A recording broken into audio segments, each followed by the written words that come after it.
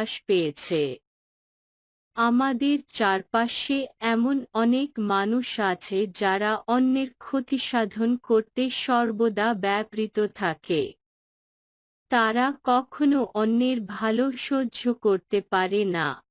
তারা অন্যের অপকার করতে গিয়ে মূলত নিজেরই ক্ষতি করে। এমন ক্ষতিকর মানুষ কবির ঘর ভাঙে। এতে কবির অপকার হলেও তিনি মনে কোনো ক্ষোভ রাখেন না, বরং কবির ঘর যে ভেঙেছে, কবি তার ঘর প্রস্তুত করে দেন।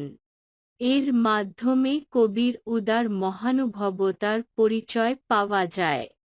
প্রশ্ন: কবির পথে পথে ঘুরে বেড়ানোর কারণ ব্যাখ্যা কর। উত্তর: কবিকে যে পথের বিরাগী করেছে, কবি তাকে আপন করার জন্য পথে পথে ঘোরেন। সব মানুষ সমান নয়। কিছু মানুষ আছে যারা ভীষণভাবে আত্মকেন্দ্রিক। তারা অন্যকে গুরুত্ব দিতে চায় না, কেবল নিজেরা ভোগ বিলাসে আসক্ত থাকে। এমনই এক আত্মকেন্দ্রিক মানুষ কবিকে পথের বিরাগী করে। এতে কবির দুঃখ নেই।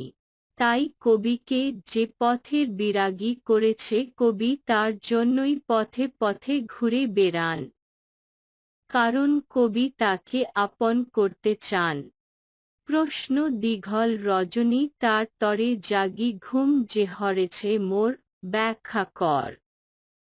অথবা কবি কার জন্য জেগে থাকেন, ব্যাখ্যা কর।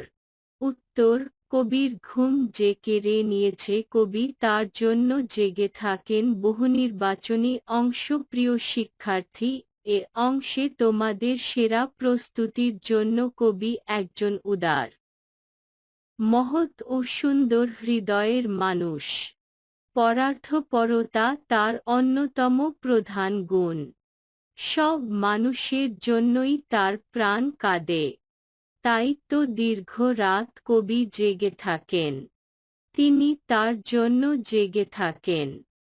যে ব্যক্তি তার ঘুম হরণ করেছে, অর্থাৎ কষ্ট পেলেও কবি বুক ভরা ভালোবাসা দিয়ে তাকে আগলে রাখেন, যে কবির ক্ষতি করেছে। তাই কবি বলেছেন, দীঘল রজনী তার তরে জাগি ঘুম যে হরেছে মোর। একক উদ্ধৃতি চিহ্ন। প্রশ্ন: কবি কাকে বুক ভরা গান দেন, ব্যাখ্যা কর।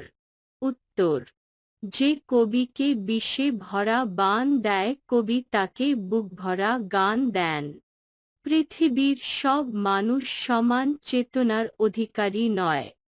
কিছু মানুষ আছে যাদের আচরণ বা কর্মকাণ্ড অন্যের বুকে বিষাক্ত বাণের মতো বিধে।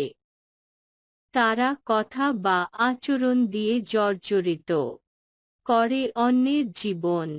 কবি এমন মানুষদের কথা বলতে গিয়ে বলেছেন, যারা কথা বা কাজে নির্মমভাবে জর্জরিত করে, কবি তাদের জন্য রাখেন বুক ভরা গান।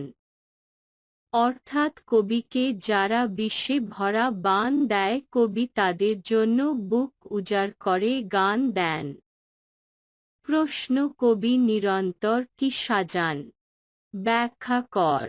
উত্তর: যার মুখ দিয়ে নিষ্ঠুর বাণী উচ্চারিত হয়, কবি তার মুখখানি নিরন্তর সাজান।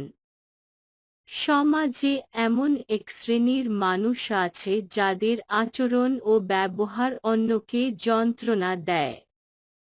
তাদের নিষ্ঠুর বাণী অন্যের হৃদয়ে কাঁটার মতো আঘাত করে।